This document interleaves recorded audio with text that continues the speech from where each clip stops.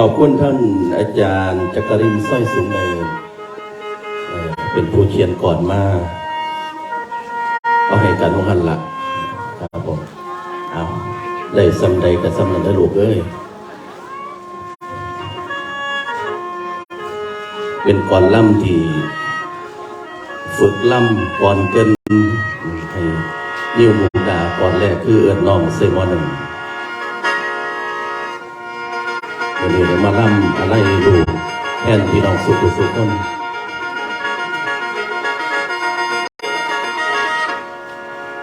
ละไปอยู่ใส่ละแฟนอายละคนหักเจ้าแปดตายยังคิดฮอดอยู่คือเก่าละได้แต่กอดความเหงายามถ้าเจ้าอยู่ไกลบอกใจไว้ว่าให้ทนละกลับมาเด้ออายเอิ้นเธอใส่หม้อหนึ่งในมือหนึ่งหม้อลายหนลอยเป็นหุ่นดนใจเจ้าอยู่ใส่ให้คืนบ้าน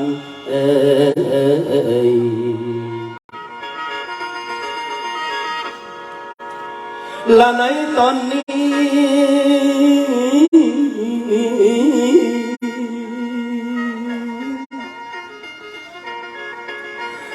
เพิ่นว่าคนบ่ตายเท่า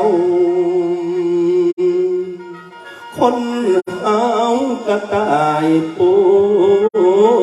วยถึงข้าวสวยคักแล้วจังตายย้อนลดลาคิดเห็นเด้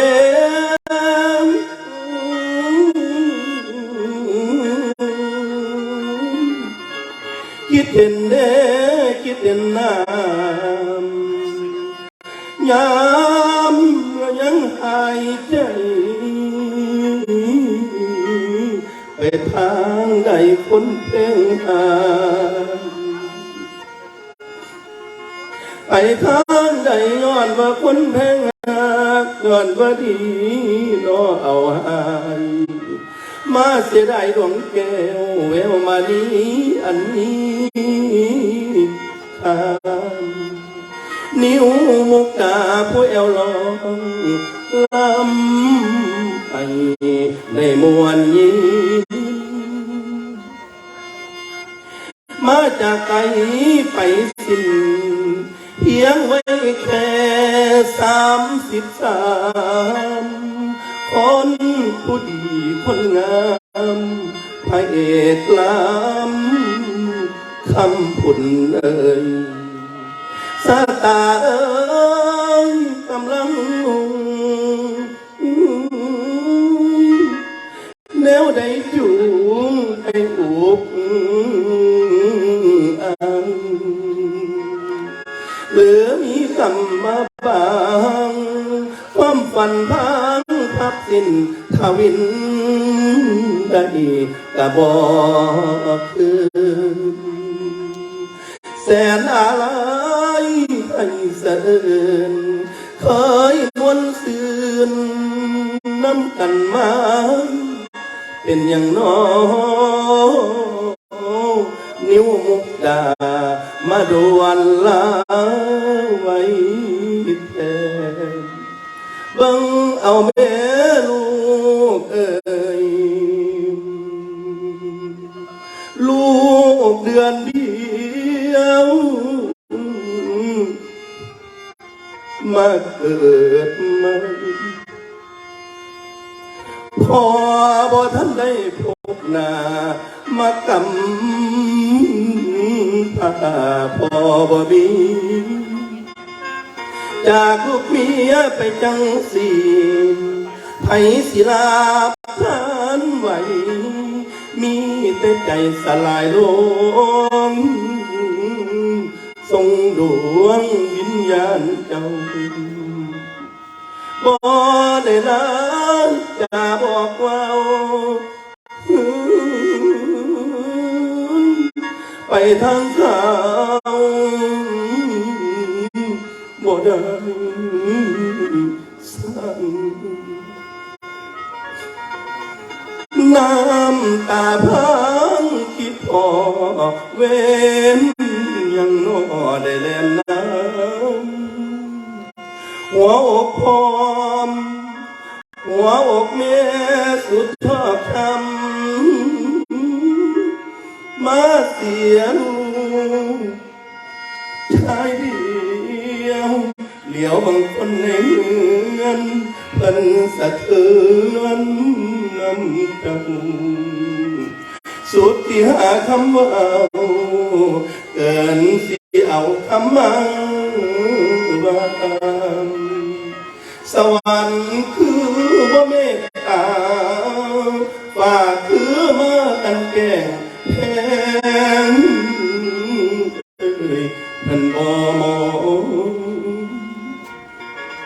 ใจมุฝูงพี่น้องสิขาดมุนล้มคือกันคิดถึงวันเคยกินมวนยินยามเบาคนดีๆคือเจ้าเข้าวงได้ไผกะมวนไผกะมวนก็มีขมเกียดก้อยคำน้อยบอกคุณมวนมีแต่หัวหยอกเย็มด้วยปิยาวาจานิ้วดาคนแพงคักหลายเจ้าเห็นบ่สร้างเฮือนน้องก็ท่านแล้วสร้างความฝันได้เพียงคืนเลยมาถึงขาดซ้ำกำจังแม่นเวเจ้าสิเห็นอยู่บ่คนหักคองหลายเพียงใดไปอยู่ใส่นอนิ้วให้ตาวมาเวลาจากไปดีไปหายอยู่ทางใดให้คงตามดวงวิญญาณรับรู้แล้วดวงวิญญาณรับรู้ด้วยเทวาช่วยดันส่องแยงอย่าไปตัวบอนแดงแห่งเหี่ยวน้อยขอดวงวิญญาณของนี้สู่สถานวิมานฟ้าไปจับสอเขียนคิวถ้าชมปะลมลมสมใจน้องสมใจคนจังเจ้าผู้โอ้อย่ามีโอ้อาวทวินเดือคำเมื่อนี้ดวงขีดกินลาพิรันดรแสนสุขอาวรอ่อนใจอะไรเก่าให้ที่เราพัดใจแก้วเป็นแววเยียงเก่งสว่างนำทางไปพบหน้าให้ขาวได้ห่มใสปากบอกบ่ได้ใจสิขาดคนทั้งหลังฟังก่อนลำเอิญน้องใส่หม้อหนึ่งยำใดคิดไปน้อเห็นเจ้าให้ถือเอาบุญเคยสร้าง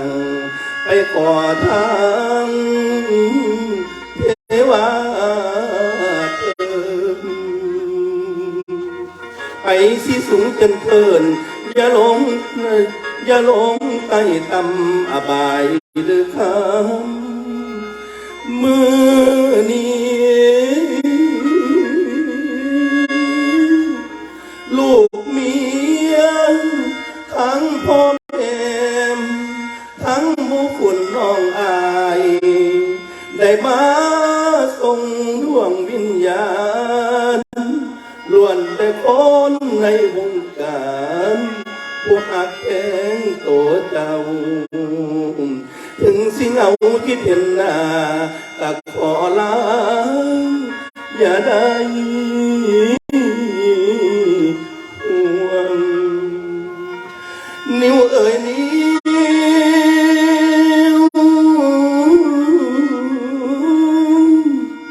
ความมาแพงอันใหญ่หลวงแต่ยังมีน้องแก่เจ้าไปจนเขาสัวนิรันดร์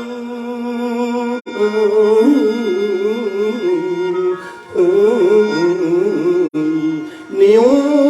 คนโก